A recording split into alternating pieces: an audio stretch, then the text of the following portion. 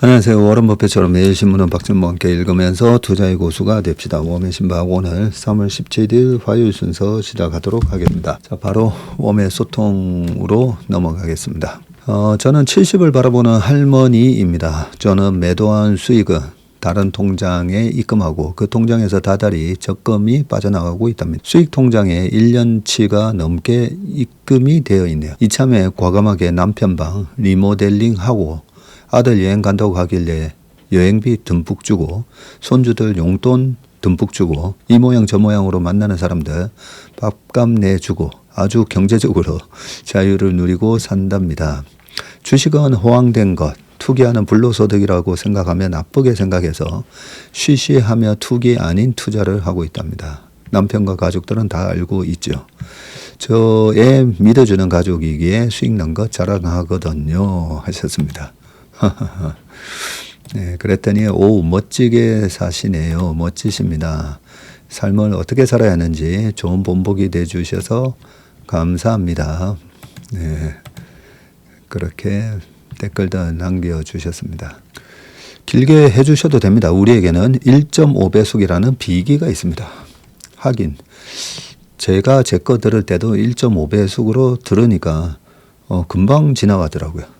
제가 댓글 쭉 읽을 때는 제가 뭔 말을 했는지 제 거 1.5배속으로 해놓고 쭉 댓글 읽어보거든요. 그렇게 시간이 길지는 않더라고요. 한 40분이면 끝납니다. 1.5배속 하면. 저는 삼천포가 너무 재밌어서 옛날에 이종환의 밤에 디스크쇼 듣는 기분으로 듣습니다. 저도 굉장히 애청해서 들었었습니다. 이종환 선생님의 그 워딩이 보면 참 뭔가 매력이 있지 않습니까? 약간 이렇게 뭐 드시면서 하는 듯한 목소리. 흉내는 내지 않겠습니다. 매일 만나도 반갑고 좋다고 해주셨고요. 알아서 건너뛰고 짧게 조절해서 듣는다고 하셨습니다. 네. 오늘 차트의 정석 수강 신청도 하셨다고 하시네요. 돈에는 조국이 없어도 안전에는 국경이 있다. 참으로 쉽지 않은 말이네요.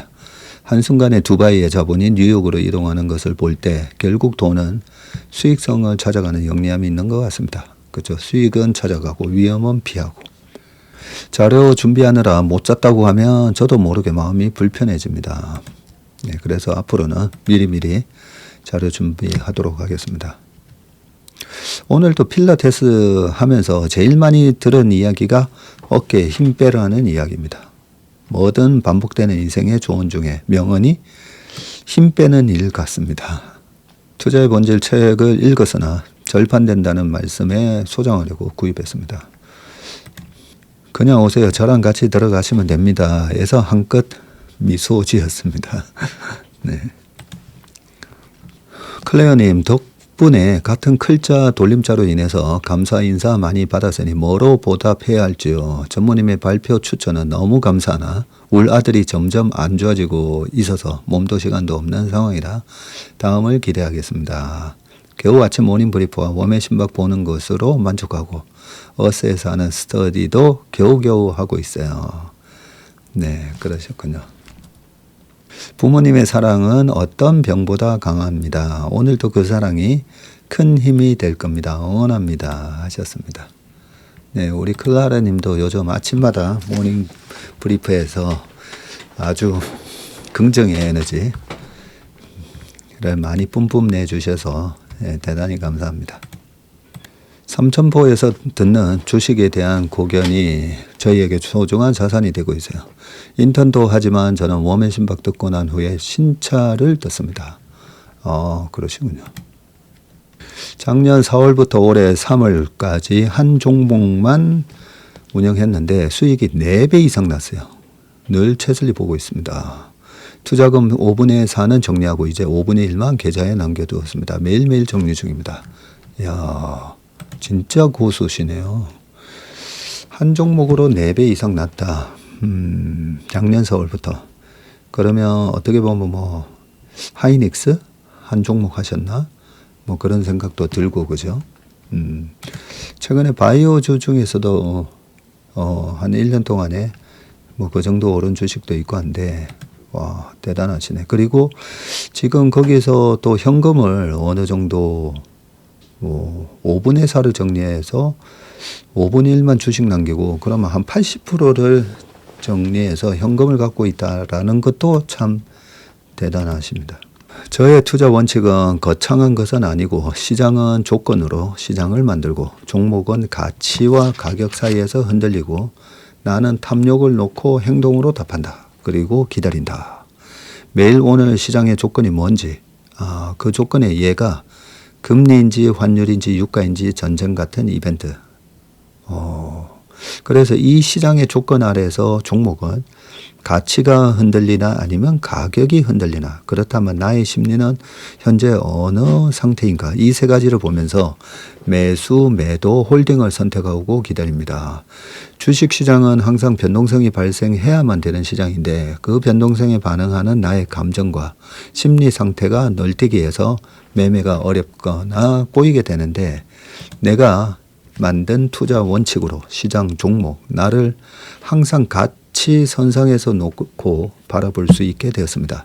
그래서 나의 투자 원칙은 변동성에 반응하는 나를 다시 객관적인 상태로 되돌리는 문장입니다. 야, 대단하시네요, 정말. 그렇죠? 아마 지금 이 댓글을 같이 들으셨 분들은 와, 대단하다는 그런 생각을 아마 하셨을 건데 시장은 조건으로 시장을 만든다. 여기서 자, 페드가 금리를 막 올릴 때는 시장의 그 물가를 잡기 위해서 뭐 투자 이런 거, 개인 소비 이런 걸 다 경제가 좀 위축되더라도 일단 물가 잡아야 돼 하면서 페드의 금리 상승이 어떻게 보면 시장의 가장 중요한 조건이었겠죠. 그 다음에 환율, 유가, 전쟁, 그 다음에 섹터별로 들어가면 지금 AI, GPU 쇼티지, 뭐 이런저런 여러 가지 시장의 조건. 그래서 제가 이 조건을 우리가 오디션을 볼 때 이번에 슈퍼스타 K인지 아니면 똑같은 모창 가수를 뽑는 그런 프로인지, 그죠?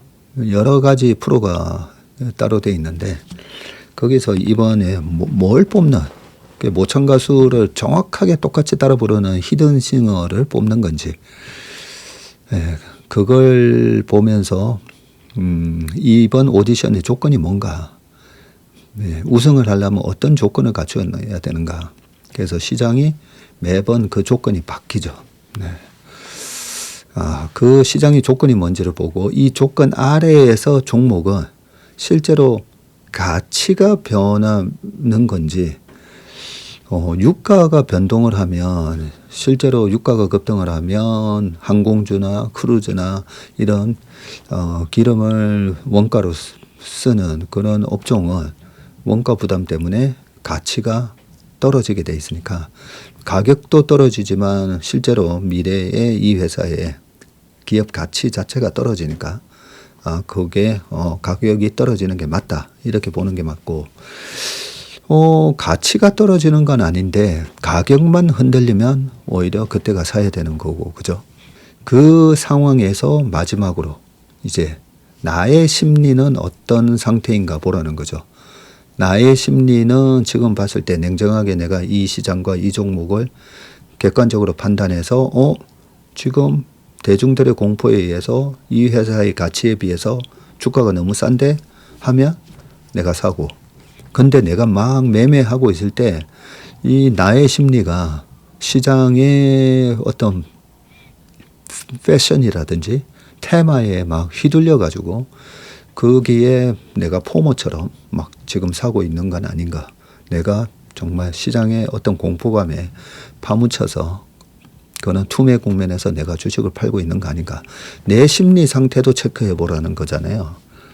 야, 이번 3월에 최고의 댓글로 선정을 해드리겠습니다. 행복예님. 저희 회사로 전화하셔가지고 책이나 아니면 박전무나 오도령 인형 필요하신 거 얘기하시면 보내드리겠습니다. 전무님 안 계시면 주식 접어야겠다는 생각 저도 합니다 했는데 민정님 이미 고수가 되셨는데 무슨 그런 말씀을 오매불망을 오랜만에 3일차까지 성공한 것 같아요. 변동성 많고 변동스러운 사물장이 이제 중반을 넘어가고 있으니 후반에는 수익을 가져다 주면 좋겠습니다. 랩 상품 시작이 어디에 있나요? 랩 상품 시작. 지금 저희 회사 홈페이지 들어가 보면 아마 있을 겁니다. 이번 주에는요, 그동안에 저번에 전환이 다 됐던 증권사에서 아마 모집을 하고 있는 걸로 알고 있습니다. 최설리 인턴 신청은 요 고정 댓글에 내려가 보시면 인턴십이라고 있습니다. 그거 클릭하셔가지고 신청하시면 됩니다. 저도 인터뷰 요청해도 될까요? 하셨는데 일단 저희 월간 전망할 때나 그럴 때 오셔가지고 오시면 됩니다. 대전에 계시죠? 삼성전자 망한다며 말했던 황소 남편 끌고 꼭 참석하겠습니다. 고집불통에 무지 낯가림하는 황소입니다라고 예전에 적어주셨는데 아니면 저희 회사 오후에 3시 반마다 상담을 진행하고 있으니까 그때 오셔도 됩니다.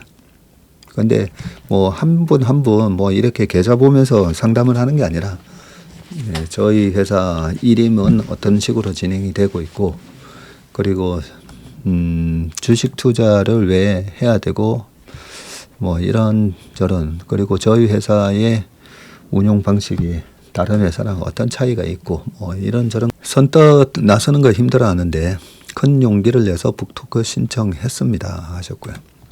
저도 토요일까지 일해서 북토크 못 가 늘 아쉬웠는데 일요일 하게 되면 교회 갔다가 가야 하니 일찍 안 하시기를 살짝 기대해 봅니다 하셨습니다. 일찍 일어나는 착한 어른이 되셨네요. 축하합니다. 생각보다 굉장한 일입니다.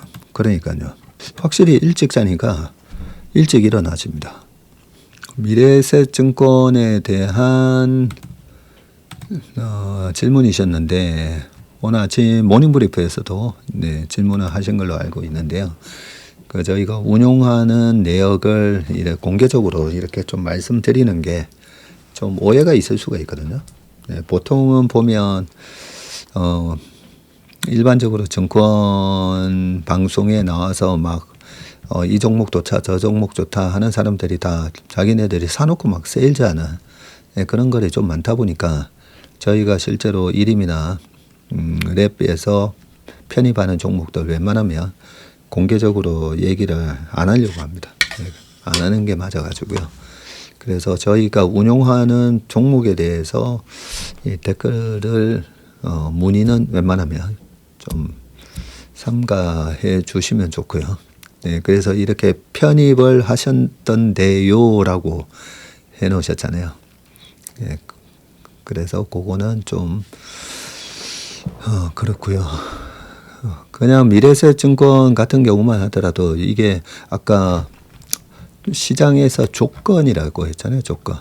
그러면 최근에 보면 증권업이 어떻게 보면 약간 구조적 성장을 하고 있죠.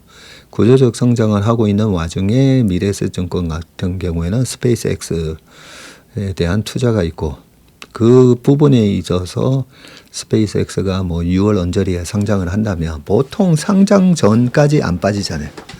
뭐 지수가 편입이 언제 된다면 지수 편입 전까지는 안 빠지고 오히려 딱 지수 편입되고 나면 딱 빠지고 그런 것처럼 이게 구조적 성장 플러스 이벤트 드리븐이 함께 맞물려 있다라고 생각합니다. 그런 차원에서 우리 매니저들이 좀 좋게 보고 있다. 뭐 요 정도로 생각하시면 좋을 것 같습니다. 공부도 하고 편안한 인생 공부의 시간입니다. 하셨고 넘쳐나는 정보의 홍수 속에 취사 선택을 잘하신 이방의 모든 분들 잘 배우고 모두 복 많이 받아봐요 하셨습니다. 1.3배속으로 듣고 있어서 시간 안 줄여 주셔도 돼요. 한 50분 좀 넘는 거라 괜찮습니다. 보라토크 당첨자 발표가 났을까요? 제가 한번 물어보겠습니다. 영상 감사하지만 이렇게 긴 내용을 어떻게 다 볼지 엄두가 안 나서 클릭을 못 하겠습니다. 그러니까요. 그래서 좀 짧게 그죠? 하고 그 대신 1.5배속으로 들으시면 됩니다. 1.5배속으로. 제가 들어도 1.5배속으로 듣잖아요. 그러면 말도 빠르고 굉장히 제 자신이 스마트해 보입니다. 1.5배속으로 들으면. 근데 정배속으로 듣잖아요. 속 터집니다. 네, 정배속으로 하는 제 얘기 듣고 있으면 제가 봐도 속 터집니다. 여러 방송을 보았는데 채슬리에서는 정말 따뜻한 마음이 느껴집니다. 아마 하시는 말씀들이 진심이라 그런 것 같습니다. 하셨습니다. 네. 진심이 아니면 금방 알아. 직장 다니면서도 인턴 가능한지 아시는 분 답변 좀 부탁드립니다. 네, 웬만하면 네, 저희 학생들에게 먼저 우선을 주는데 직장 다니면서 저희 직장 다니시면서는 여기 인턴십 하시면 됩니다. 인턴십. 전문의 모닝브리프 시간에 한 사람만 지나치게 칭찬하시는 모습이 조금 우려가 됩니다. 저도 그분이 잘한다고 생각하지만서요. 네. 오늘 아침에 일부러 약간 앞담화를 좀 했죠. 앞담화. 네. 자리에 없을 때 뒷담화 좀 하는데 오늘은 네, 오늘 댓글은 여기까지 하고 이제 신문기사 읽어보도록 하겠습니다. 자, 첫 번째 기사입니다. 한국판 아마존 꿈꾸는 정용진, 러트닉도 전폭 지원이라고 돼 있는데 우리 정용진 회장님도 상남자시죠. 네, 제가 들은 몇 가지 일화가 있긴 한데 생략을 하고 한번 보겠습니다. 한국의 아마존 모델을 겨냥한 것으로 보인다. 신세계 그룹이 AI 데이터 센터 사업에 뛰어들겠다고 선언하자 유통업계 등에서 이 같은 목소리가 나오는데 새로운 사업 모델로 이커머스와 함께 AI 데이터 센터 사업 등을 벌이고 있는 아마존을 지향하는 것 아니냐는 분석이다.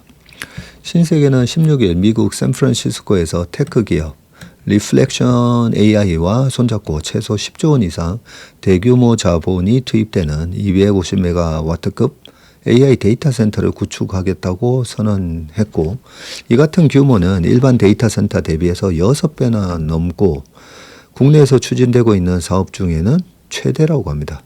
신세계는 정확한 투자 규모를 공개하지 않았으나 10조에서 한 20조 원이 들어갈 것으로 업계에서는 보고 있고 데이터 센터는 엔비디아 GPU가 탑재될 예정이고요. 두 회사는 연내 조인트 벤처를 세워서 사업을 추진한다고 합니다. 이번 파트너십은 미국 정부의 AI 수출 프로그램 첫 번째 사례로 한미 기술 동맹의 상징적 의미를 더했고 양사의 MOU 체결식이 열린 곳은 같은 날 미국 상무부가 샌프란시스코에 문을 연 국가 AI 센터인데 하워드 러트닉 장관은 사업의 성공적인 진행을 위해 적극 협력하겠다고 밝혔습니다. 리플렉션 AI는 구글 딥마인드 출신인 미샤 라스킨 CEO와 알파고 개발 주역으로 꼽히는 이오아니스 안토노글루 CTO 등이 설립한 회사로 오픈웨이트 AI 모델을 전면에 내세우고 있고 오픈웨이트 모델은 AI의 핵심 수치값을 공개해서 사용자가 목적에 맞게 고치고 조정할 수 있는 방식이라고 합니다. 오픈AI의 챗GPT나 구글의 제미나이, 엔스로픽의 클로드 같은 폐쇄형 모델보다 통제권이 높아서 국가나 기업이 자국 데이터와 규제 환경에 맞춰 바꾸기 쉽다는 게 장점으로 꼽힌다고 하고요. 기업 가치 80억 달러 정도로 평가받는 리플렉션 AI는 지난해 엔비디아 등에서 20억 달러를 투자받았고 이에 따라 GPU도 안정적으로 공급받을 수 있다는 분석이 나옵니다. 정용진 회장은 AI가 없는 미래 산업은 생존 불가능하게 될 것이라며 이번 프로젝트는 신세계의 미래 성장 기반의 토대가 되는 것은 물론 국내 산업 전반의 AI 생태계 고도화에도 기여할 것이라고 설명했고요. 라스킨 CEO는 한국은 세계적인 IT 강국으로 미국의 강력한 동맹이라며 신세계와 함께 우리는 한국이 주체적으로 진화시켜 나갈 수 있는 AI 인프라를 창출할 것이라고 소개했습니다. 신세계는 용지 확보와 인프라 건설을 맡고 리플렉션 AI는 데이터 센터 운영과 관련된 소프트웨어 개발을 담당하기로 했고요. 구체적인 데이터 센터 용지는 아직 미정이지만 전력 수요 등을 감안할 때 수도권보다 지방이 될 가능성이 높다는 관측입니다. 양사가 만드는 데이터 센터는 클라우드 서비스를 비롯해서 사용자 맞춤형 AI 솔루션까지 제공할 수 있는 이 풀스택 AI 팩토리인데, 풀스택 AI는 AI 필요한 인프라부터 기술과 소프트웨어까지 한꺼번에 제공하는 서비스이고요. 고객사의 AI를 즉시 가동할 수 있는 모든 환경을 통째로 제공합니다. 단순히 인프라나 플랫폼만 제공하고 고객사가 직접 설계해야 하는 기존 데이터 센터 사업과 차별화되는데, 신세계 관계자는 이번 협력이 한국의 데이터 주권을 지키는 소버린 AI 구축을 위한 핵심 기반이 되도록 만들겠다고 강조했습니다. 지난 수십 년간 백화점과 마트 등 전통적인 유통 사업에 주력해온 신세계는 이번 사업으로 AI 클라우드 시장으로 영역을 전격 확장하며 디지털 전환에 승부수를 던진 것으로 풀이된다. 내수 부진 등으로 국내 유통업 매출이 정체된 상황에서 AI와 IT 인프라를 새 성장 동력으로 구축하겠다는 전략이다. 데이터 센터는 기업 등이 서버를 설치할 인프라를 빌려줘서 임대료 수익을 창출할 수가 있죠. 신세계가 추진하는 이 풀스택 AI 팩토리는 임대료에 더해서 AI 기술료와 운영 수익까지 챙기는 모델이고요. 이와 함께 IT 산업에서 키운 기술력을 바탕으로 현재 네이버 등이 앞서가고 있는 AI 쇼핑 에이전트에서도 경쟁력을 끌어올리겠다는 계산도 있는 것으로 보입니다. 유통업에 전념해온 신세계그룹 매출은 23년에 40조 6천억, 그리고 작년에 40조 9천억으로 거의 답보 상태인데, 유통업만으로 성장 여력이 제한되는 상황에서 그룹이 보유한 오프라인 거점과 상거래 데이터, 고객 접점을 AI와 결합하면 새로운 사업을 창출할 수 있고, 예를 들어 온라인몰에서 고객 취향에 맞는 상품을 선별하고 결제부터 배송까지 전 과정을 책임지는 이 AI 에이전트 서비스를 선보일 수가 있고, 또한 상품 발주와 운송, 배송 등 유통 전반 운영 시스템을 AI로 자동화하고 효율화함으로써 수익 구조를 근본적으로 개선하는 AI 기반 유통 혁신도 가능합니다. 신세계 관계자는 그룹 차원에서 AI를 새로운 미래 성장 동력으로 키우겠다. 오랜 유통 업력을 통해 국내에서 가장 많은 고객 접점 인프라와 데이터를 보유하고 있는데, 여기에 AI 역량이 결합되면 차별화된 커머스를 제공할 수 있다고 설명을 했습니다. 자, 중국 생산 소비 예상치 훌쩍, 내수 부진 늪 탈출구 보이나. 올해 들어서 중국의 내수 경기가 살아날 조짐을 보이고 있는데, 중국인들의 소비 심리를 나타내는 지표인 소매 판매가 7개월 만에 반등에 성공한 것인데, 이달 초 연례 최대 정치 행사인 양회에서 내수 진작을 올해 정부의 업무 과제 1순위로 꼽은 만큼 이러한 추세가 이어질지 관심이 모아지고 있습니다. 자, 올해 1월에서 2월 소매 판매가 전년 동기 대비해서 2.8% 증가했다고 밝혔는데, 지난해 12월 증가율 0.9%보다 훨씬 높고 시장 예상치인 2.5%도 넘어섰습니다. 특히 중국의 소매 판매 증가율은 지난해 5월에 6.4를 기록한 뒤 다음 달인 6월부터 7개월 연속 하락을 했는데, 소매 판매는 백화점, 편의점 등 다양한 유형의 소매점 판매 수치로 내수 경기를 가늠할 수 있는 주요 지표이고요. 제로 코로나 이후 주춤하던 중국의 소비 심리가 올해 들어 살아나는 모습을 보이고 있는 겁니다. 같은 날 발표한 올해 1, 2월 산업 생산도 전년 동기보다 6.3% 증가했고, 이는 지난해 10월 4.9%, 그리고 11월 4.8%, 12월 5.2% 증가율은 물론이고 시장 예상치 5%를 훌쩍 상회한 수치입니다.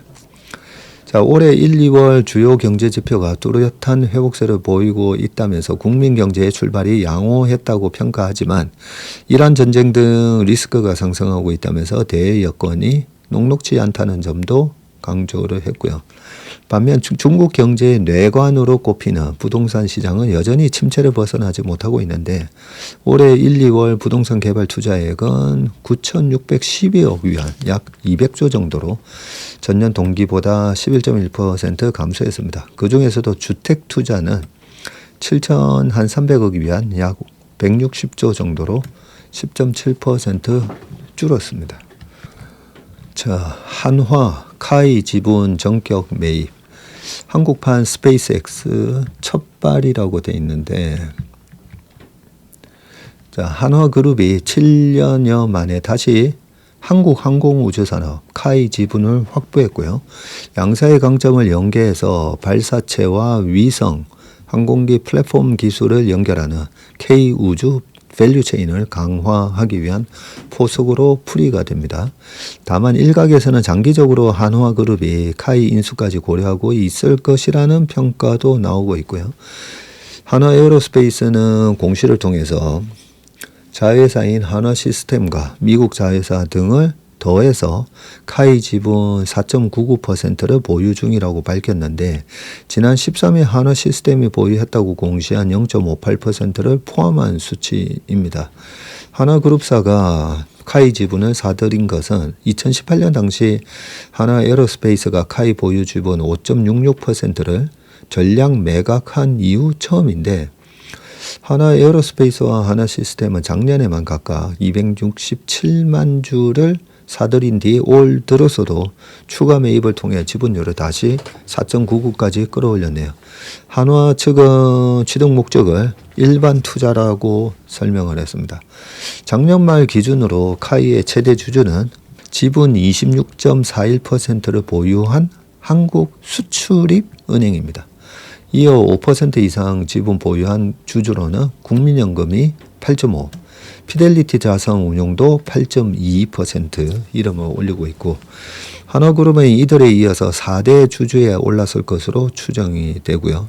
카이는 전투기와 헬기, 무인기 등 항공기 체계 개발 생산과 인공위성 개발을 주력 사업으로 하는 국내 유일의 항공기 체계 종합업체입니다. 자, 한화에어로스페이스는 항공엔진과 항공기계, 우주발사체 분야에서 경쟁력을 보유하고 있는데 한화에어로스페이스의 자회사인 한화시스템은 항공전자와 레이더, 위성통신 역량을 갖추고 있고 한화시스템은 연간 최대 100기의 위성을 생산할 수 있는 국내 최대 규모의 민간 위성 생산 시설인 제주우주센터도 보유하고 있습니다. 그래요?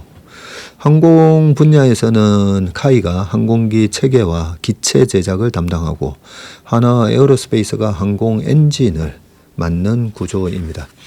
양사 협력을 통한 밸류체인 확장이 가능하다는 평가인데 우주 분야에서는 발사체와 위성 사업에서 일부 영역이 겹치는 만큼 경쟁과 협력이 동시에 이루어지는 구조이고요.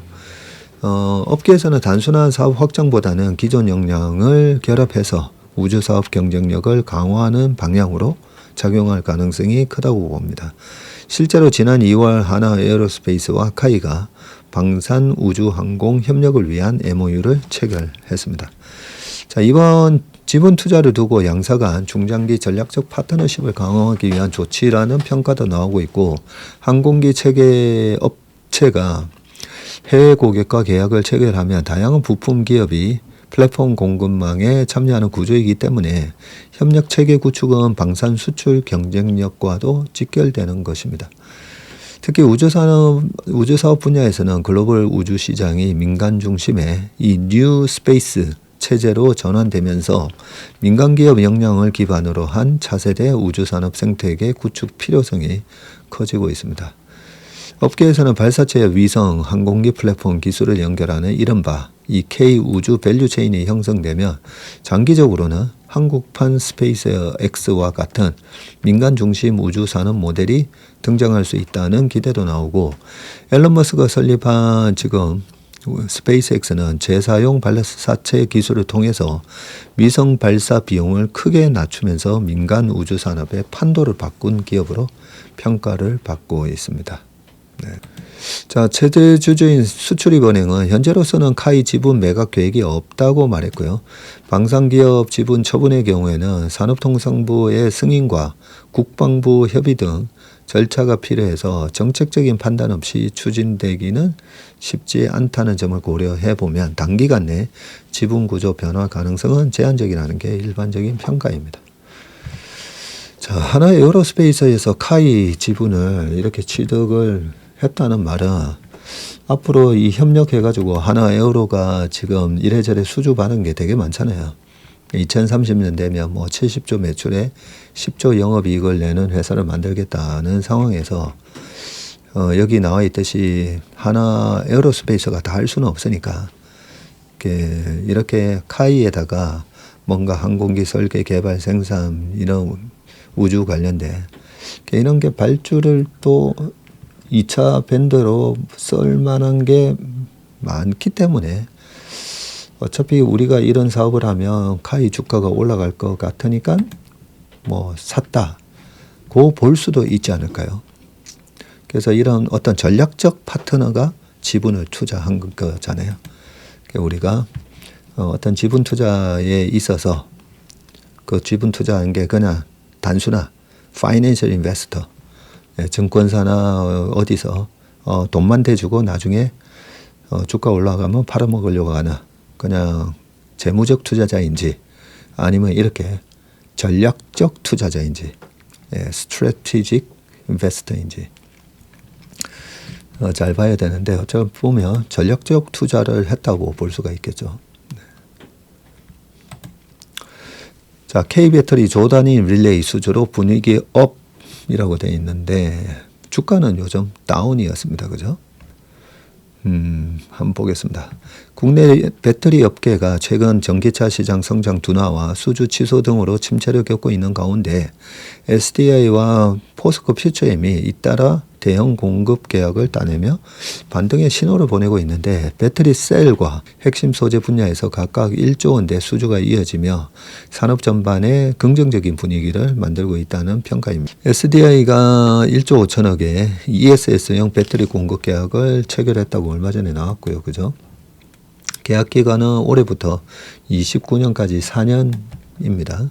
이번 계약에 따라 공급되는 배터리는 미국 인디애나주에 있는 삼성 SDI와 스텔란티스 합작법인 스타 플러스 에너지 공장에서 생산이 되고요. 니켈, 코발트, 알루미늄, 이 NCA 배터리와 리튬 인산철 LFP 배터리를 차례로 공급할 계획이라고 합니다. 포스코 퓨처엠도 이날 글로벌 자동차 업체와 약 1조 149억 원 규모의 인조 흑연 음극재 장기 공급 계약을 체결했다고 밝혔고요. 27년부터입니다. 32년까지 5년이며 상호 협의를 통해서 또 연장할 수도 있습니다. 업계에서는 이번 계약 상대방을 전기차 업체 테슬라로 추정을 하고 있는데 퓨처엠은 앞서 지난해 10월에도 테슬라와 27년부터 4년간 6,700억 규모의 천연 흑연 음극재 공급 계약을 체결한 바 있고요. 이번 공급 물량을 포함하면 퓨처엠이 테슬라에 공급할 음극재 규모는 최대 4조 원 수준까지 늘어날 전망입니다. 이번 계약은 포스코 퓨처엠이 2011년 음극재 사업에 진출한 이후 최대 규모 수주입니다.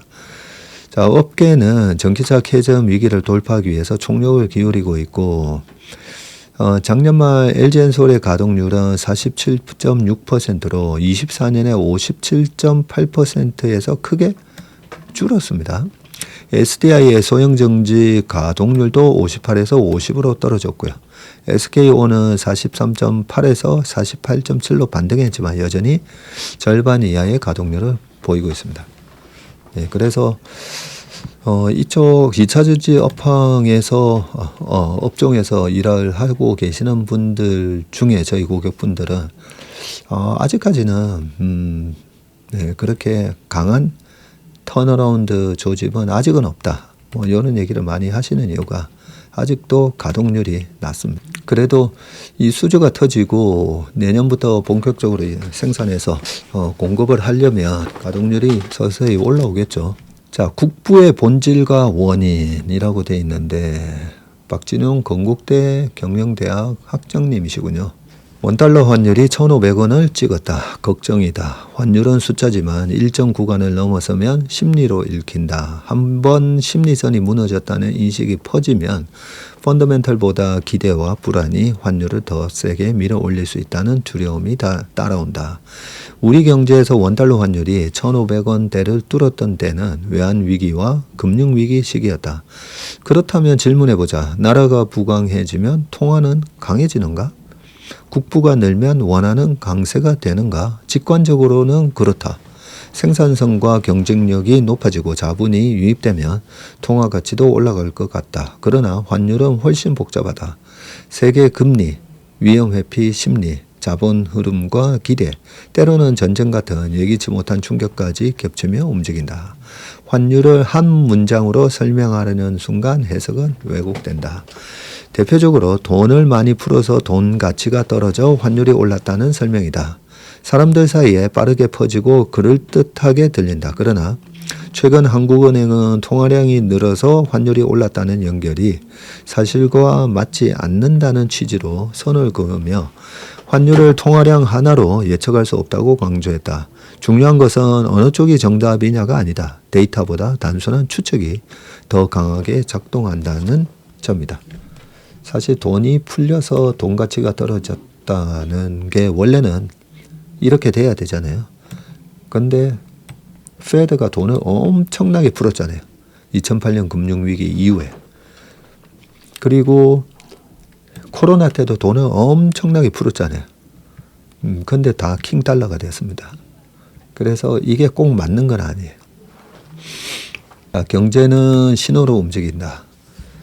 환율, 금리, 물가 같은 가격 변수는 시장의 기대와 위험인식을 합축해서 전달한다. 통화당국도 이를 알기에 원화의 기초 여건은 견조하다는 메시지를 꾸준히 낸다. 문제는 그 신호가 시장에서 곧장 신뢰로 이어지지 않는다는 데 있다. 시장이 반응하는 기준이 데이터보다 굳어진 통념으로 기울면 해석은 단순해지고 변동성은 커진다. 시장은 유동성 탓 같은 한 줄 단정을 더 쉽게 받아들인다. 이때 환율은 펀더멘탈의 결과라기보다 불안을 키우는 심리 지표로 소비되기 쉽다. 자, 그렇다면 통화당국의 신호는 어떻게 시장의 정책 기대를 움직여야 할까? 미국 연방준비제도는 금리 결정만큼이나 의장 발언의 단어 선택으로 시장 기대를 조정하는데 포워드 가이던스는 시장의 정책 기대를 움직이기 위해 쓰이는 대표적인 커뮤니케이션 도구다. 통화정책은 금리 조정만이 아니라 커뮤니케이션까지 포함한 신호 설계에 가깝다. 결국 중요한 것은 숫자 자체보다 숫자가 시장의 신호로 전달되고 신뢰로 작동하는 방식이다. 신호가 흔들리면 비용이 발생하게 되고 정책 메시지가 온전히 전달되지 않으면 해석 격차가 벌어지고 정책과 시장의 대화도 틀어진다. 예측 가능성이 낮아지면 기업은 투자를 멈추고 가계는 소비를 줄이고 불확실성이 커질수록 위험 회피가 강화돼서 자금은 안전자산으로 쏠리고 환율 변동성도 커지기 쉽다. 한국 경제가 강화해야 할 토대는 분명하다. 국부의 핵심은 신호가 제대로 작동하는 시장의 질서다. 환율, 금리, 물가가 사실을 전달하고 참여자들이 예측 가능한 규칙 안에서 의사결정을 할 수 있을 때 투자와 혁신은 속도를 낸다. 환율 논쟁에서 필요한 것은 전망 경쟁이 아니라 신호의 복원이다. 원인을 단편적으로 해석하는 유혹을 경계하고 불필요한 예외와 단기 처방을 줄여야 한다. 신호가 신호로 작동하는 시장이 국부의 기초다. 이 글의 제목 국부의 본질과 원인은 아담 스미스의 국부론의 원제 An Inquiry into the Nature and Causes of the Wealth of Nations. 네, 이게 국부론의 풀네임이죠. 를 직역한 것이다. 한국 경제가 다시 이 질문으로 돌아와야 하는 이유도 여기 있다. 국부는 낙관적인 구호나 단순한 처방으로 만들 수 없다. 신호가 작동하는 구조에서 국부는 쌓인다. 결국 국부를 좌우하는 신호가 신뢰로 이어지는 설계에 있다. 네. 이게 굉장히 중요한 부분입니다. 네. 그래서 저 역시도 우리나라 주식시장이 일단 신뢰를 회복하는 게 제일 중요하다는 생각을 했고요. 그 신뢰를 회복을 시키면 주가는 저절로 올라가고 그 올라간 주가로 인해서 나중에 네, 세금을 걷어도 얼마든지 되기 때문에 그래서 금투세보다는 일단 상법개정과 같은 신뢰를 구축하는 기초공사가 필요하다고 했던 부분인데 주식시장은 점점 더 이제 신뢰가 쌓여져 가고 있는 것 같고요. 한 2, 3년 더 우리나라 이제 변동성이 신뢰가 구축되고 나서 얼마나 이제 변동성도 좀 줄어드는가. 네, 이런 부분도 이제 확인이 돼야 될 거고 우리나라 전반적으로 좀 신뢰가 회복되는 네, 그런 모습이 계속 좀 나왔으면 좋겠습니다. 이 신뢰가 회복돼야 서로 믿고 서로 협력을 통해서 소위 말해서 시너지가 날 수가 있거든요. 자, 청약 통장께서 삼전 닉스 네, 마지막 기사인데 자 1순위 청약 통장 고가에 삽니다. 판교, 위례 등 신도시 청약 물량이 쏟아질 때면 어김없이 등장했던 전단지 문구이고요. 알짜 재건축, 재개발 사업장 인근에서도 청약 통장을 사고 파는 일은 드물지 않았다. 최근까지도 가점 높은 청약 통장을 불법으로 거래하다 적발된 사례가 있을 정도로 청약 통장은 귀하신 몸 대접을 받았다. 하지만 21년 말 2,837만 명에 달했던 가입자가 지난해 말 2,618만 명으로 219만 명이나 줄었을 정도로 청약 통장 인기는 시들해졌는데 올해 들어서도 가입자가 96,600명이나 감소했군요. 청약 통장이 외면받는 것은 아파트 당첨이 하늘의 별 따기 때문이고요. 인기 단지의 청약 가점과 경쟁률이 치솟으면서 최근 서울에서는 4인 가족이 만점으로도 떨어지는 사례가 속출하고 있습니다. 운 좋게 당첨된다고 하더라도 급등한 분양가를 감당하기 힘들고요.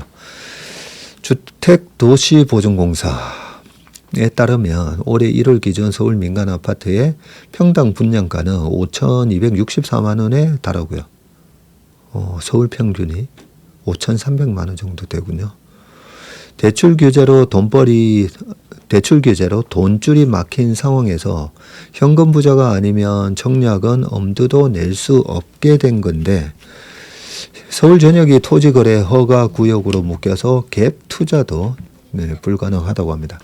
뜨거운 주식시장도 청약통장 해지를 부추기는데 당첨 확률이 희박하고 분양가도 감당 안 되는 청약에 매달리느니 기대 수익률이 높은 주식에 투자하겠다는 심리가 확산하고 있는 겁니다. 재테크 커뮤니티에는 10년 넘게 부은 청약통장을 해제해서 삼전 닉스를 샀다는 글이 심심찮게 올라옵니다. 자금 흐름을 부동산에서 금융시장으로 돌리려는 정부 정책 기조 등을 감안하며 자산 형성 방식이 바뀌는 것은 자연스러운 일인데 그러나 청약통장은 단순한 금융상품이 아니라 서민들이 중산층으로 진입할 수 있도록 돕는 주거 사다리 역할을 해왔고 청약제도가 신뢰를 잃고 현금 부자들의 전유물이 된다면 자산 양극화는 심화할 수밖에 없다. 가점 중심 구조와 낮은 당첨 확률, 장기간 자금이 묶이는 문제 등 청약제도를 시대 변화에 맞게 손볼 때가 됐다고 합니다. 제가 주식으로 돈 벌어서 집 사라는 그런 말씀 많이 드리잖아요. 왜냐하면 물론 이 어느 지역 집이냐에 따라서 좀 다르긴 한데요. 아까 중국 같은 경우에도 지금 고점 대비 30% 빠져 있거든요. 너무 공급이 많다 보니까 최근과 같은 5년 동안의 인플레이션 시기였잖아요. 5년 동안의 이 인플레이션 시기에도 물량이 많으면 못 올라갑니다.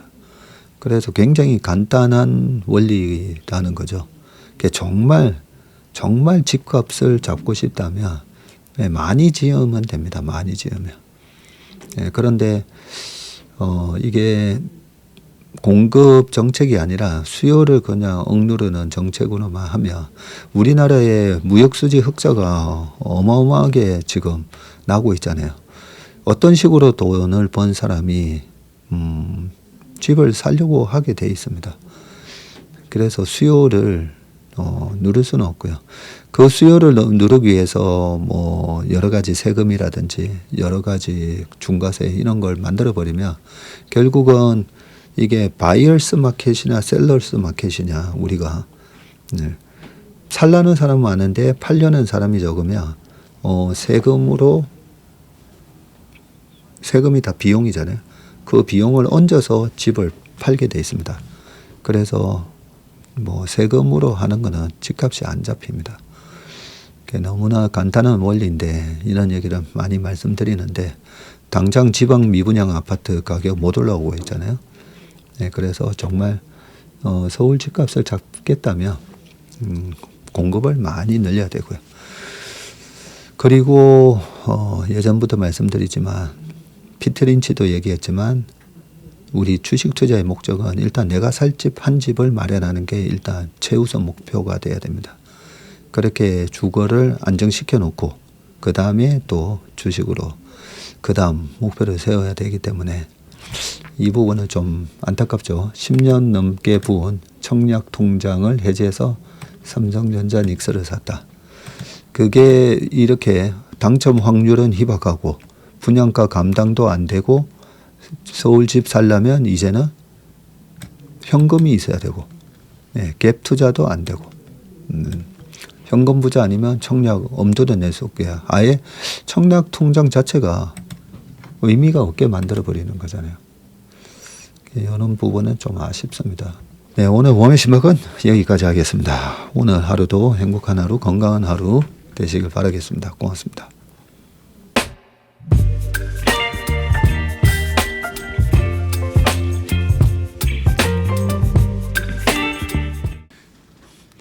안녕하세요. 채슬리 투자자문의 박세익입니다. 최근 저와 채슬리 이름을 도용해서 투자 사이트라든지 밴드, 텔레그램, 카톡 채널 등에서 이 리딩방으로 유도한 뒤에 금전적인 피해를 입히는 이 사칭 사례가 빈번하게 지금 발생하고 있습니다. 저를 비롯해서 저희 채슬리 투자자문의 임직원들은 SNS나 온라인 채널 등을 통해서 일체의 투자자문 활동을 하지 않고 있습니다. 저희는 정식 자문을 하기 위해서는 반드시 저희 회사에 내방하셔서 계약서 작성 절차를 거쳐서 진행되기 때문에 이에 모든 유료 무료 지금 투자자문 행위는 불법이므로 각별히 주의하시길 바라겠습니다. 의심스러운 채널이나 메시지를 받으시면요 피해를 방지하기 위해서 즉시 신고하시거나 삭제하시길 바라겠습니다. 대부분의 사례가 이 사칭 사례에 피해를 보신 분들의 핸드폰을 제가 보면 이 방에 오셔서 무료로 투자를 도와드립니다. 뭐 이런 얘기를 하고 있고요. 거기에 보면 어떤 밴드로 특정 밴드로 유도한 다음에 돈을 송금하라고 되어 있습니다. 그 과정에서 저희하고의 일체 계약 관계가 없기 때문에 그렇게 돈을 송금하라고 하는 부분에 있어서 특히나 유의를 좀 해주시기 바라겠습니다. 저뿐만 아니라 많은 또 저희 업계의 유명인을 사칭한 그런 사칭방도 많이 지금 기승을 부리고 있는데요. 공통적인 특징이 앞으로 몇백 %가 날 급등주를 알려줄 테니까 이 방에 가입을 하라. 그러고 난 다음에 금전적인 부분을 갖다가 송금을 요청하는 그런 형태의 수법을 쓰고 있기 때문에 그렇게 무료로 주식을 알려드립니다. 이런 문자를 받으시면 바로바로 삭제를 하시길 바라겠습니다. 저희 채슬리와 채슬리 임직원들을 많이 사랑해 주시는 저희 채슬리의 고객분들 그리고 저희 채슬리의 이 구독자분들이 이런 사칭 피해가 일체 발생하지 않기를 바랍니다. 그러면 여러분들의 가정과 일터에서 항상 평화와 행복이 가득하시길 기원합니다. 감사합니다.